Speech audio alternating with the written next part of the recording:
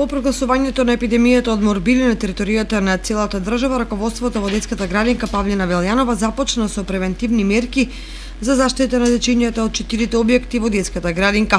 Во разговор со директорката Едита Миткова информирани сме дека состојбата кај нас е мирна и дека нема заразени од морбили, а вакцинирани се сите кои посетуваат детската установа.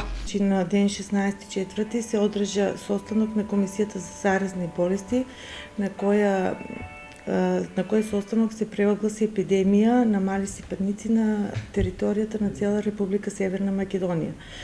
На 17.4. ние добивме од Државниот санитарен и здравствен инспекторат добивме решение со кој треба веднаш да постапиме по насоките кои ни дадоа, а тоа е да се изврши проверка на вакциналниот статус во досието на сите згрижени деца во нашата установа, кои ги покриваат сите 5 објекти.